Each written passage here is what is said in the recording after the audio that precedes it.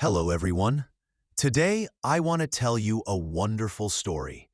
It is about a man who had nothing in the beginning, who failed many times, but still changed the whole world. His name? Steve Jobs. If you have used an iPhone, a MacBook, or just liked how a product looks and feels, then you have already seen his work. But Steve Jobs was not born rich or lucky. He did not get everything easily. His life had many problems, but he never stopped trying. This story is more than just his life. It's a story about being strong, being creative, and never losing hope. After hearing this, you might want to follow your dreams, even if they look too hard or too big. So let's start the story of Steve Jobs, the man who showed us that big dreams can change the world. Steve Jobs was born on February 24, 1955, in San Francisco, California. But his life was not easy from the start. His birth parents, Joanne Schiebel and Abdul Fattah Jandali, were young and not ready to raise a child. So they gave him up for adoption. Think about this. Steve did not grow up with his birth parents. He didn't know them or why they left him. But even with this hard beginning, he became one of the most important people in the world. Steve was adopted by Paul and Clara Jobs, a simple couple living in Mountain View, California. Paul was a mechanic who worked with tools, and Clara was an accountant. They were not rich, but they gave Steve love and support.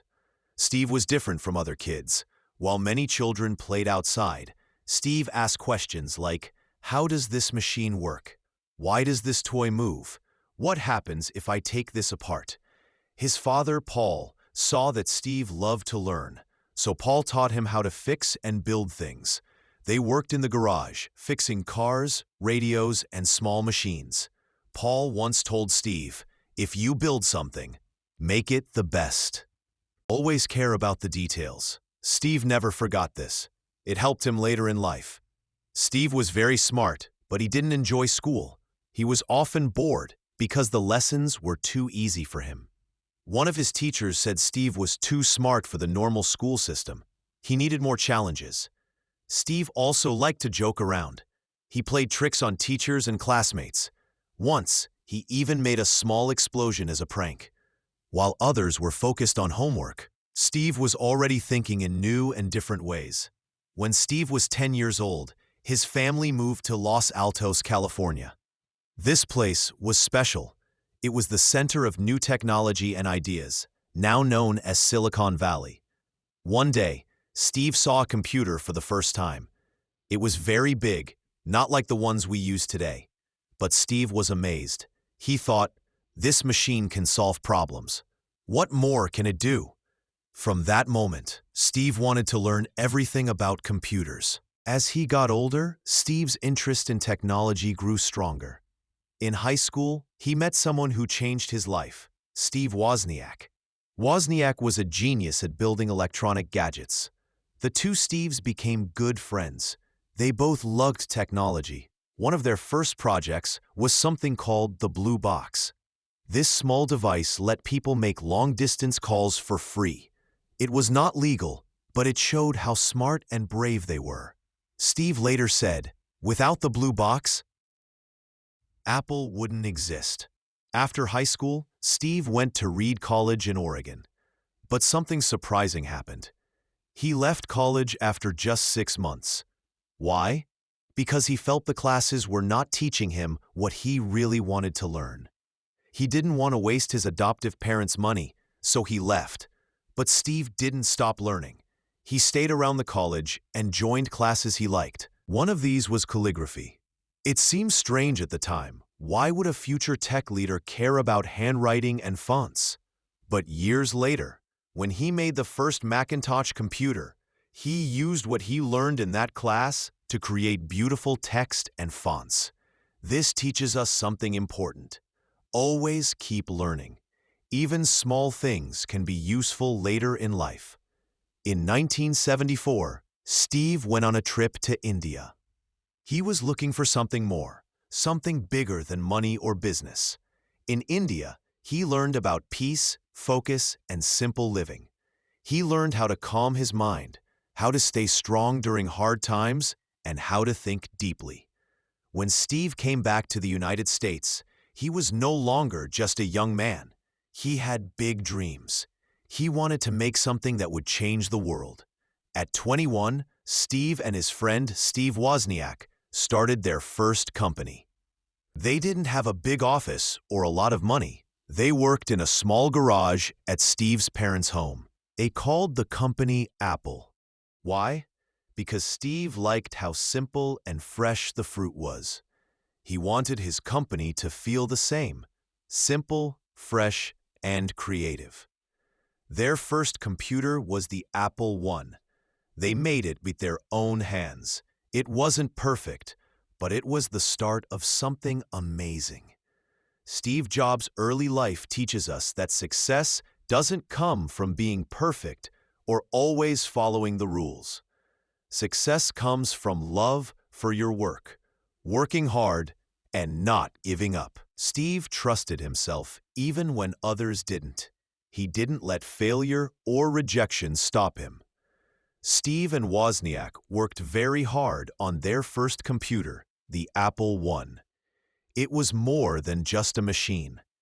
It was a new idea of what technology could do. They sold the Apple I to small computer shops and people who loved computers. It didn't make them rich, but it gave them hope to dream bigger. Steve was not happy with just that. He believed computers should not only be for experts, they should be for everyone. He wanted to make a computer so simple and beautiful that even a child could use it. This dream led to their next big product, the Apple II. The Apple II changed everything. It was one of the first home computers that showed color and worked right away. It became very popular. Apple became a huge company, and Steve became a millionaire at just 23 years old. But money didn't matter most to Steve. What mattered was his dream to change the world. Steve was not easy to work with. He wanted everything to be the best. If something wasn't perfect, he told his team to start over. People said he was hard to work with. But Steve believed in doing great work, not just good work. Steve cared about every little thing: how the computer looked, how it worked, even the company's logo. He wanted everything to be just right. He once said, "A product should not just work. It should make you feel something. It should inspire you." That's why Apple products were different. In the early 1980s, Steve had another idea. He wanted to make a computer that was not only smart, but also nice to look at and easy to use. This idea became the Macintosh, or Mac. The Macintosh was more than just a machine. It gave people a new way to use a computer. It had a mouse and icons you could click. This was new. Steve believed technology should help people be more creative. He said, "Computers are not just about tech. They help people express their ideas." The Macintosh came out in 1984. Steve made sure the launch was exciting. He even got a famous director to make an ad called 1984, which showed during the Super Bowl. The ad said Apple was here to break rules and make technology fun. But things didn't stay perfect. Even though Steve was smart, he had problems with people at Apple. Some thought he was too tough and wanted too much control. In 1985, Steve had a fight with Apple's leaders. They decided to remove him from the company he started. Imagine being pushed out of your own company. Steve felt very sad and hurt. But later he said, "Being fired from Apple was the best thing that ever happened to me. It gave me a chance to be creative again." Steve didn't give up. He started a new company called Next. It made computers for schools and businesses. At the same time, he bought a small animation company called Pixar. At first, Pixar had a hard time, But Steve believed in it. He worked with smart artists and tech people who shared his dream. In 1995, Pixar made its first movie, Toy Story. It was the first movie made fully by computer. People loved it right away. While Steve was building Next and Pixar, Apple was doing badly without him. The company was losing money and making poor products. By the mid-1990s, Apple was close to going out of business. In 1997, Apple asked Steve to return. This was his big comeback. When Steve came back, Apple was a mess. Products were not selling, money was going down, and no one believed in the company. But Steve was ready. He had a plan. His first step was to make things simple. He stopped making too many products. He focused only on a few that really mattered. In 1998, Steve launched the iMac. It looked different from any other computer. It was bright, simple, and fun. But it also worked really well. The iMac was a big hit. It helped Apple come back to life. People started to believe in Apple again. Steve was back, and so was Apple. He focused on keeping things simple. Instead of making many products, he asked, why not just make 4 great ones? He cut down designs and made goals clear. Then Steve did something surprising. He made a deal with Apple's biggest competitor, Microsoft. Many people didn't like this, but Steve said, if we want to survive, we need to be smart. The deal gave Apple money and hope. By the end of the 1990s, Steve was ready to take Apple to the next level. His plan was clear. Make beautiful, strong, and easy-to-use products. In 2001, Apple launched the iPod. It was small and could hold 1,000 songs in your pocket. This changed everything. Before the iPod, people used CDs or tapes, which were big and hard to carry. But now, music became easy to take anywhere. Steve didn't just sell a product. He sold a new way of life. He said, with the iPod, you can carry all your music with you. The iPod was more than just a tech gadget. It gave people freedom, fun, and creativity. People all over the world loved it. Steve was a different kind of leader. He didn't run Apple like a normal boss. He worked like an artist, making something special. He cared about every part: colors, fonts, boxes, even how the product felt in your hand. He thought design and function should always work together. Steve once said, design is not just how it looks or feels.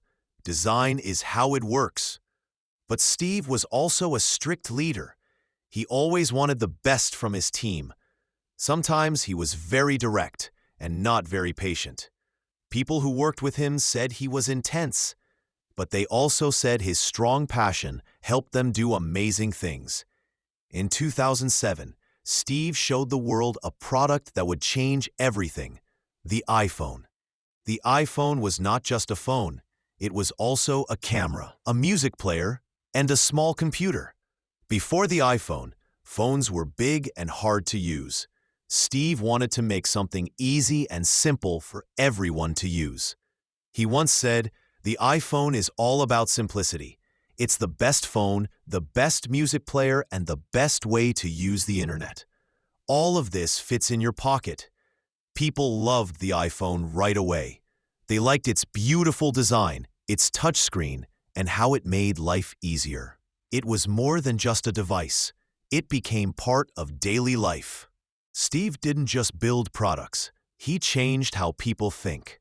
He believed that technology should help people do more, dream bigger, and show their creativity.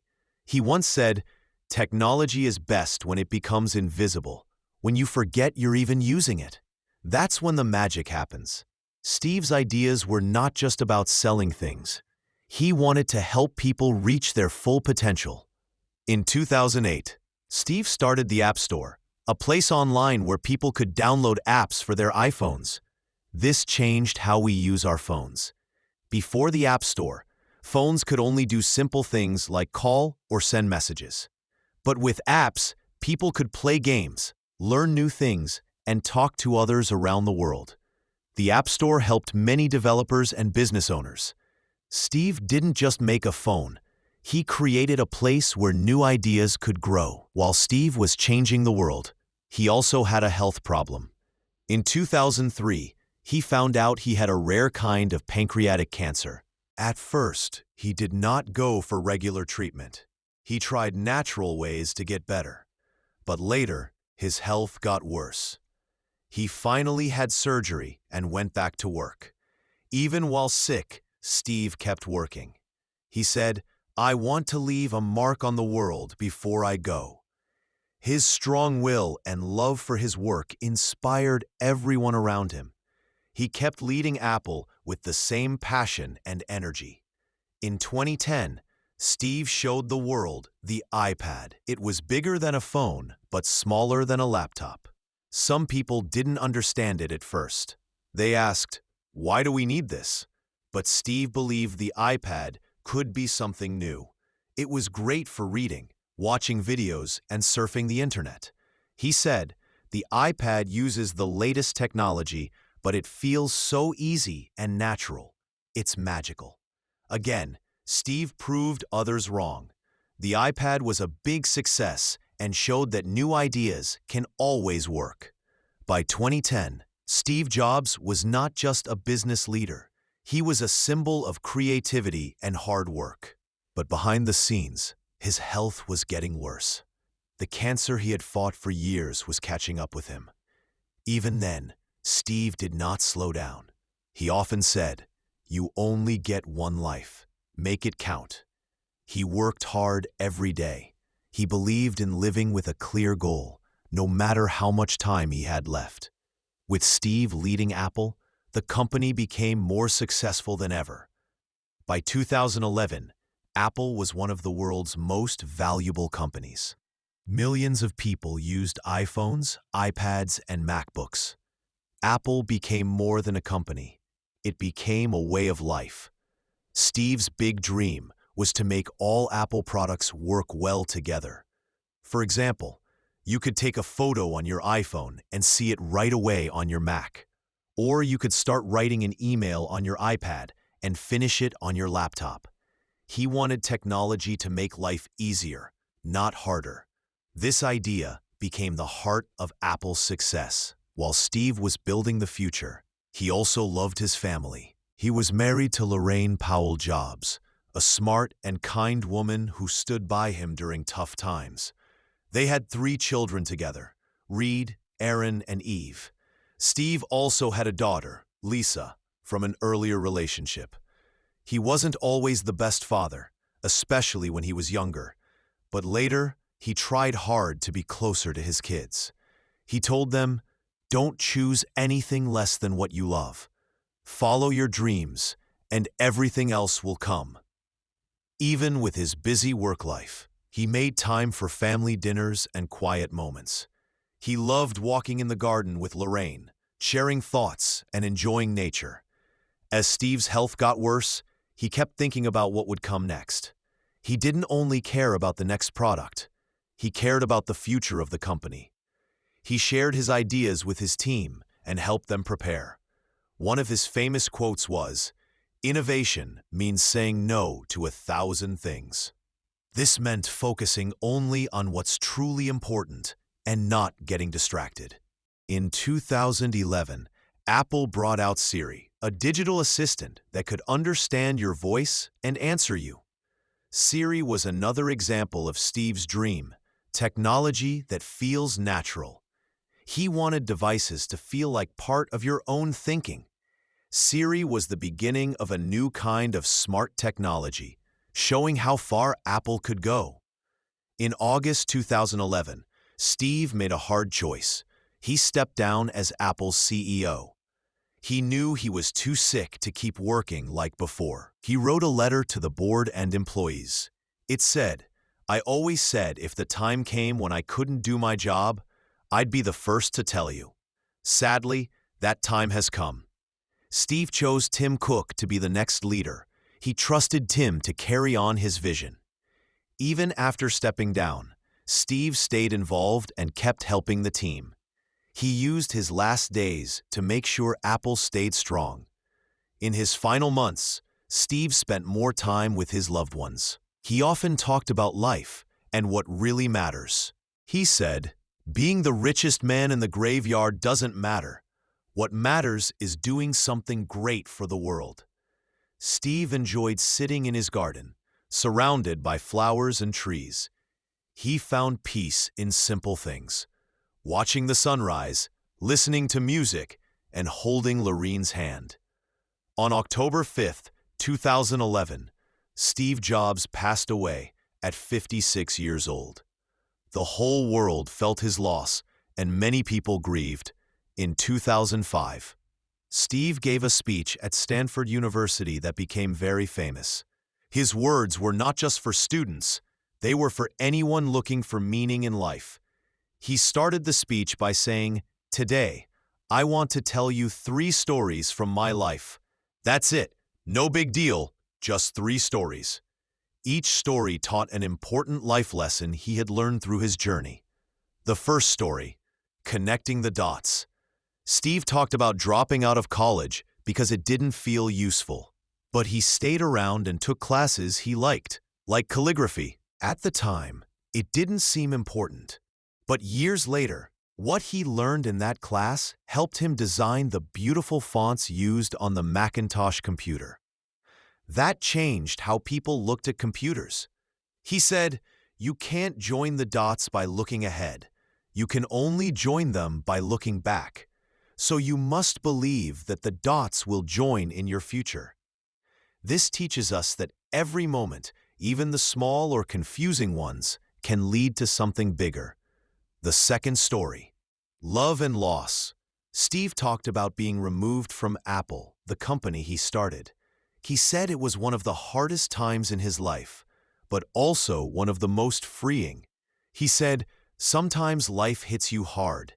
Don't give up. I believe what kept me going was that I loved what I did." This story teaches us to keep going, even when life doesn't go as we hope. The third story, death. Steve's last story was about thinking about death. He spoke about being told he had cancer and how that changed his view on life. It helped him see that time is short and should not be wasted. He said, "You don't have much time, so don't live someone else's life. Be brave and follow your heart and mind. Deep down, they already know what you really want to become." This was his strongest message: live your true life with meaning and love. After Steve Jobs died in 2011, his influence didn't stop. It grew even more. Apple kept moving forward, bringing out new things like the Apple Watch and AirPods, and doing more with technology. But Steve's gift was more than just gadgets. It was how he made people think. He taught us to think differently. Steve always believed in asking big questions and not accepting the usual answers. Do quality work. He once said, "Be a measure of quality." Some people don't know how to work where only the best is accepted. He always wanted his team to do their best. Stay hungry, stay foolish. These were words from a magazine he liked, and they became his motto. They tell us to keep learning, keep dreaming, and take chances. Steve Jobs didn't just build products. He built tools that changed how we live, work, and talk to each other. Think about this. The iPhone made people around the world more connected. The Mac helped writers, artists, and makers to share their ideas. The iPad helped students learn in new and fun ways. Steve's thoughts went all over the world. Many people now use technology not just for work, but to share their stories, be creative, and chase their goals. Steve's life had good times and bad, but he always found a way to turn problems into chances. Here are some big lessons we can learn from his life. Believe in yourself. Even when others didn't believe in him, Steve believed in his ideas. He showed that confidence is the start of success. Think big. Steve didn't just want to make things. He wanted to change the world. He aimed high and worked hard to get there. Keep learning. Steve was always curious and wanted to know more. He showed us that growing comes from learning and trying new things. Follow what you love. Steve's biggest wins came from doing what he enjoyed. He proved that when you do what you love, it brings you more joy and meaning.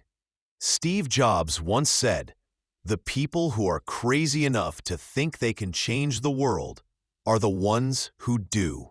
And he was right. Steve Jobs' life shows that one person with love for what they do, a clear goal, and hard work can leave a big mark on the world.